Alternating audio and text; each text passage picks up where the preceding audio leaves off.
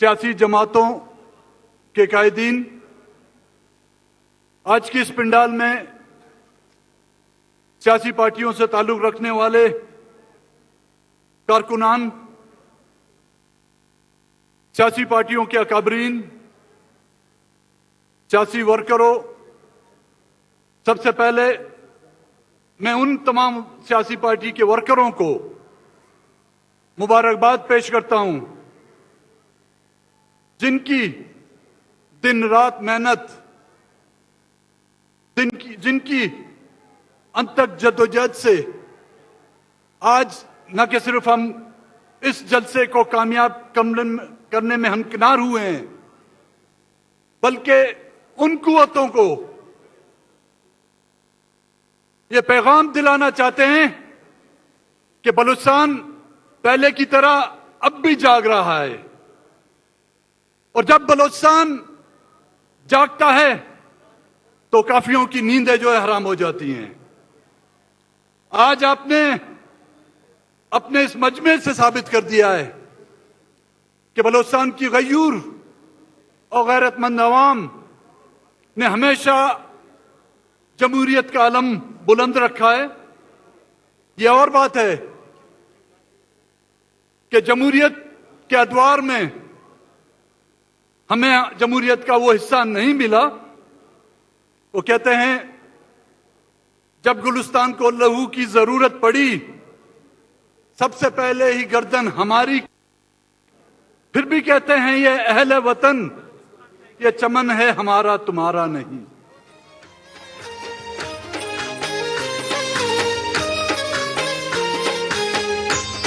हाजिरीन मजलिस,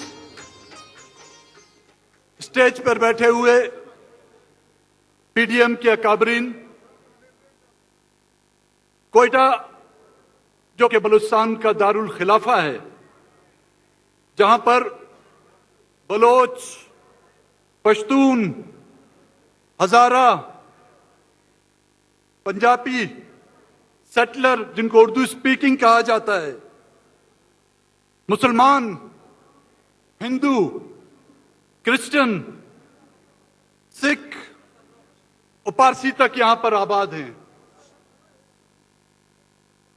ये वो कोयटा है जिसको अंग्रेजों ने लिटिल लंदन का नाम दिया था, मतलब एक छोटा सा लंदन। एक जमाने में यहां पर फूलों, फलों और सनोबर की खुशबुआं होती थी। कोयटे की शाहराहों पर हमें उन फलों और फूलों की खुशबू आती थी। यहां पर बच्चों से लेकर बड़ों की, बूढ़ों के चेहरों पर मुस्कुराहटें पाई जाती थी। यहां के गली कूचे और महल्ले कहकों और प्यार और मोहब्बत के गीतों से गूंजते थे। लेकिन आज यहां बारूद और खून की फजा और खून की बू आती है। यह किसी और का खून नहीं, यह हमारे बच्चों का खून है। यह किसी और का खून नहीं, हमारे बुजुर्गों का खून है। यह किसी और का खून नहीं, हमारी आने वाली नस्ल का खून है। आज यहां लाशों पर बीन करते हुए औरतें और बच्चे आपको नजर आएंगे। आज यहां चीख और पुकार करती हुई वो मां आपको नजर आएगी जो 10 साल से अपने लख्त जिगर को ढूंढ रही है। आज यहां आपको वो वालिद नजर आएगा जो 10 साल से आंसू बहा कर वो आंखों से जो है नाबीना हो गया है। आज यहां इस मजमे में आपको वो बहन नजर आएगी जिसके सर से वो दुपट्टा जो उसके बाई ने रखा था, यहां पर उन हुक्मरानों ने اس کے سر سے وہ دوپٹہ تک چھین لیا. آج یہاں آپ کر خانہ بدوشوں کو ڈیروں کے علاوہ آپ کو موت کے ڈیرے نظر آئیں گے, آپ کو بھوت اور روحوں کے ڈیرے نظر آئیں گے. یہ بلوچستان ہمارا نہیں تھا. اس بلوچستان کو اس حد تک کس نے پہنچایا؟ آج یہاں کے باسیوں کے چہروں پر وہ مسکراہٹ نہیں جو ایک انگریز کے دور میں جو ایک مسکراہٹ تھی, وہ مسکراہٹیں بھی ہم سے چھین لی گئی ہیں. آج چاہے کسی بھی پارٹی سے جو تعلق رکھتا ہو, چاہے وہ بلوچ ہو, چاہے وہ پشتون ہو, آج اس کے چہرے پر آپ وہ رونق نہیں دیکھ پائیں گے. ہم کیا اگست کے اس مہینے کو بھول گئے ہیں جہاں پر سول ہاسپٹل پر ہمارے وکلاؤں کو شہید کیا گیا تھا؟ کیا یہی کوئٹہ کا شہر نہیں جہاں پر ہماری ہزارہ کمیونٹی کے ایک ہی جگہ وقت پر سینکڑوں کی جو لاشیں جنازے اٹھا دیے گئے تھے؟ یہ انگریز کے دور میں نہیں دیکھے ہم نے.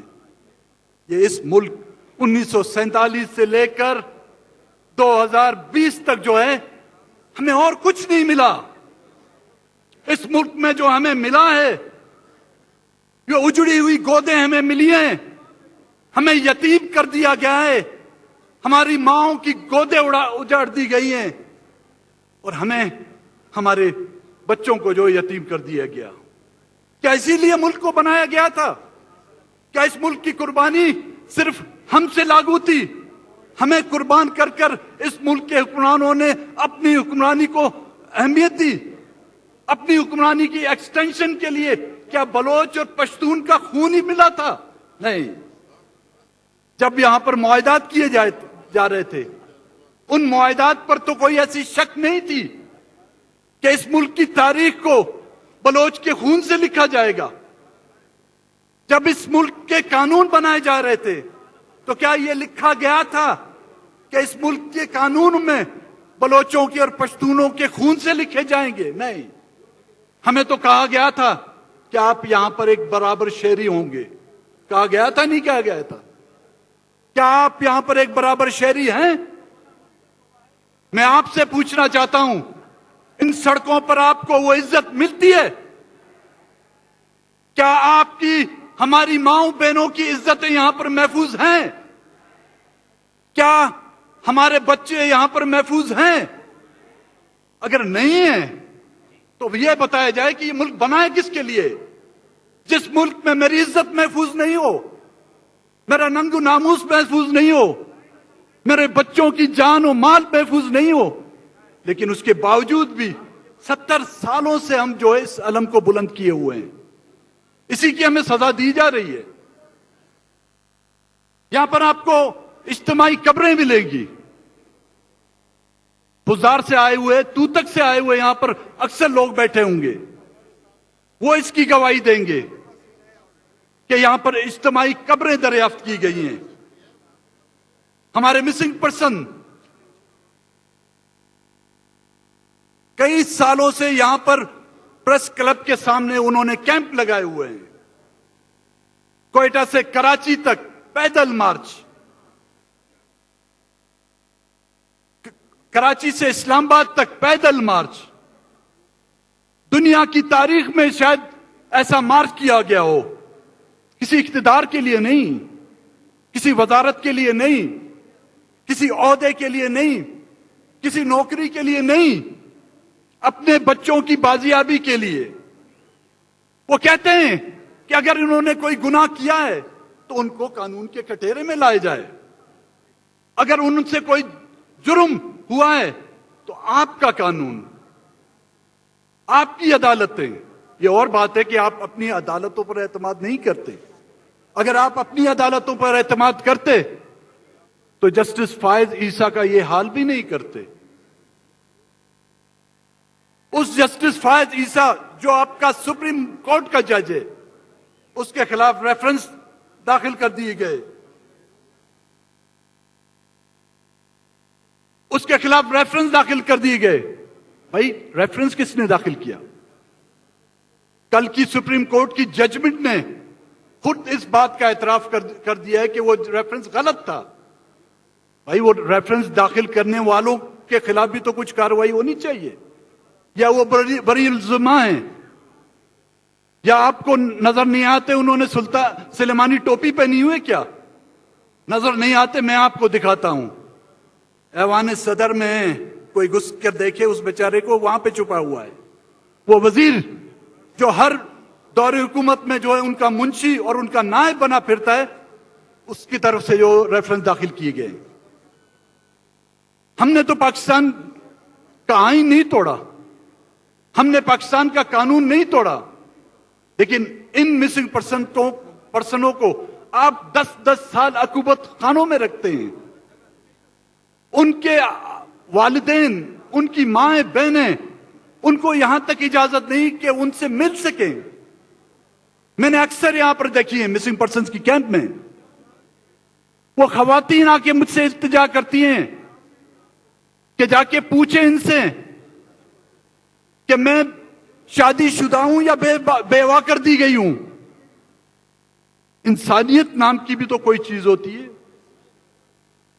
اسلام کے نام پر بنائے ہوئے اس ملک میں کیا اسلام اس بات کی اجازت دیتا ہے کہ کسی کے شوہر کو آپ 10 سال تک لاپتہ رکھیں اور اس کو یہ پتا تک نہ ہو کہ اس کا شوہر زندہ ہے یا مار دیا گیا؟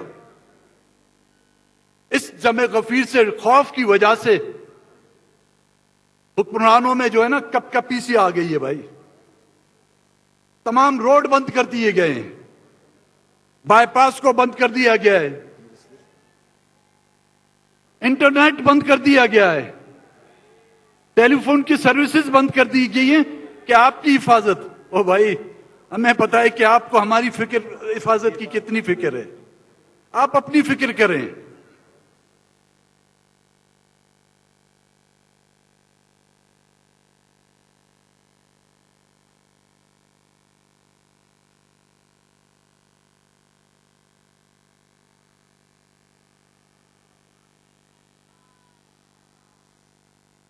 کون ہے بھائی ان کے پیچھے؟ اب ہم نام لیتے ہیں تو کہتا ہے ہمارا نام لے لو. ان بچوں کو غائب کرنے والا کون ہے؟ پاکستان میں بلوچستان میں 5واں ملٹری آپریشن کرنے والا کون ہے؟ یا کہہ دو تم بھائی تم اپنے نام پر برداشت نہیں کرتے ہو، ہم اپنے نام پہ لے لیتے ہیں. ہم نے کیا ہے نا. سیاست میں بھی مداخلت ہم ہی کرتے ہیں نا، ڈبے بھی ہم بھرتے ہیں نا. راتوں رات خدا کے بندے میں نے جب سیاست شروع کی ایک سفید بال بھی نہیں تھا، اب پوری داڑھی سفید ہو گئی ہے. یہاں پہ راتوں رات پارٹیاں بنتی ہے باپ کے نام سے.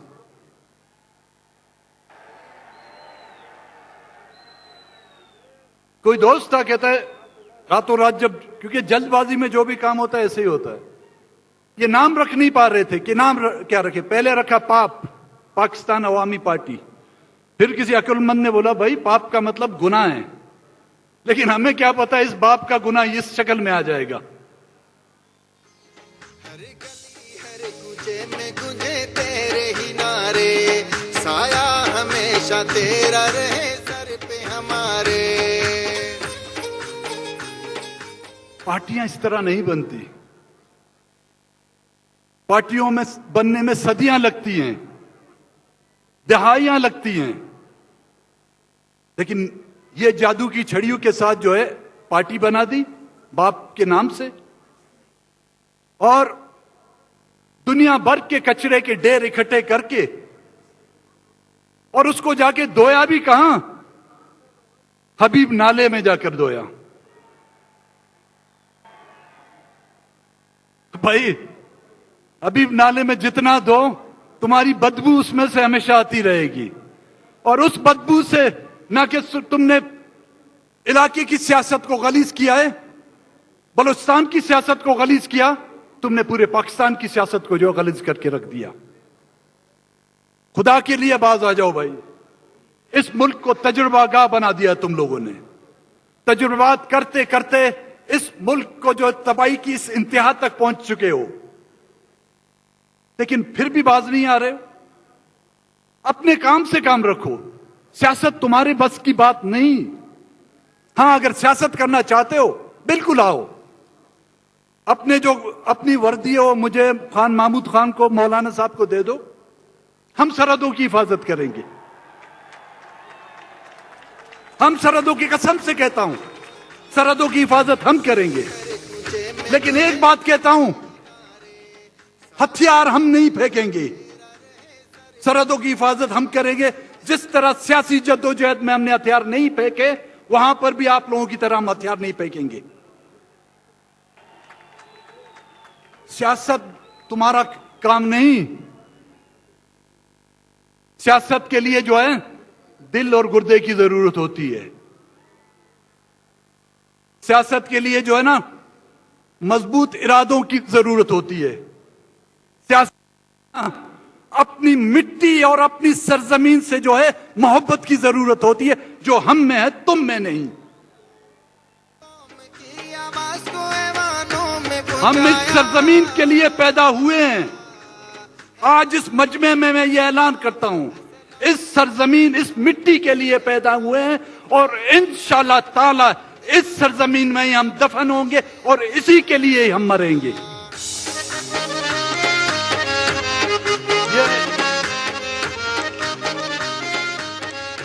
ये बाप के जो है बटेर जो तुमने पाल रखे हैं, ये हमारे शेरों का मुकाबला नहीं कर सकेंगे भाई। दादे पारांदू हुफट किरदा फुर्त, भूख से जो उड़ जाएंगे।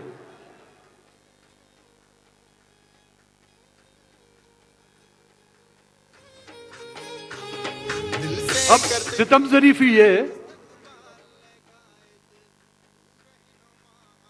हमने ऐसे कवानीन, ऐसा दौर कभी नहीं देखा। बदतरीन मार्शल लॉ में हमारी आवाज को दबाना अगर चाहा भी तो वो नहीं दबा सके। अकाबरीन को आप एयरपोर्टों पर रोक देते हैं। मोहसिन दावड़ आपका इस मुल्क के पार्लियामेंट का एक मुंतखब नुमाइंदा है, वो पाकिस्तान की कौमी असेंबली में खिताब कर सकता है, वो कराची के जलसों में खिताब कर सकता है, वो पंजाब में खिताब कर सकता है, वो खैबर पख्तूनख्वा में खिताब कर सकता है, लेकिन बलूचिस्तान में खिताब नहीं कर सकता। इससे आप साबित कर रहे हैं कि बलूचिस्तान, इस मुल्क में अभी तक बलूचिस्तान में नो आबादियाती तर्ज हुकूमत अभी तक जारी है। यहां पर किसी को खिताब करने की इजाजत नहीं, यहां पर किसी को बोलने की खिताब की इजाजत नहीं, यहां पर किसी को सांस लेने की भी इजाजत नहीं। यहां पर अगर सांस भी लेनी है तो उन आकाओं से जो इजाजत लेनी पड़ती है। हमारी सांस का इख्तियार और मुख्तार खुदावंद ताला है, हम उसके पाबंद हैं, तुम्हारे पाबंद ना हैं ना कभी रहेंगे।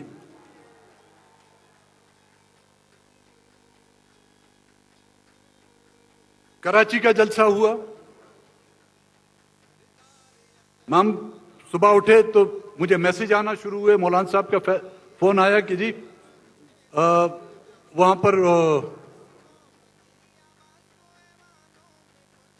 पर कैप्टन सफदर को जो है अरेस्ट करके ले गए। भाई गुनाह क्या था उसका? हम तो अपने लिए रो रहे थे, वो आईजी पुलिस को भी ले गए। उबराइटी पारा पाए खड हुल्ली झूले दरे, कहता है खड्डे में जाए घोड़ा, वो जैन भी साथ ले गया। ये हालात है इस मुल्क के। मीडिया पर पाबंदी।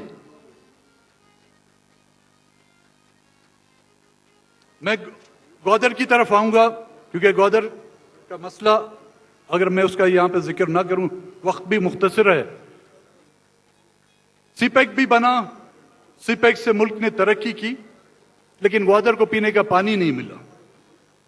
सीपैक से जो है बड़ी बड़ी शाहराहें बनी, लेकिन ग्वादर को बिजली नहीं मिली। लेकिन अब क्या दिया जा रहा है ग्वादर को? इन तमाम तरक्याती कामों के बाद ग्वादर के जमींदारों की जमीन को जो है सरकारी नाम पर तब्दील किया जा रहा है, जिसकी मैं आज के इस जलसे की तवज्जुह से ना कि सिर्फ मजम्मत करता हूं। हमारे जज़ायर को قبضہ کیا جا رہا ہے. ہمارے جزائر کو مرکزی حکومت کی تحویل میں دیا جا رہا ہے. آج یہ نہ کہ صرف مرکزی حکومت، اس کی کٹ پتلی یہاں کی صوبائی حکومت کہ گوادر کے جزائر کا مالک گوادر کا ماہی گیر ہے، گوادر کی سرزمین کا مالک وہاں کا زمیندار ہے. نہ ہی آج کی حکومت ہے، نہ ہی کل کی حکومت ہوگی، نہ ہی آئندہ آنے والی حکومت ہوگی.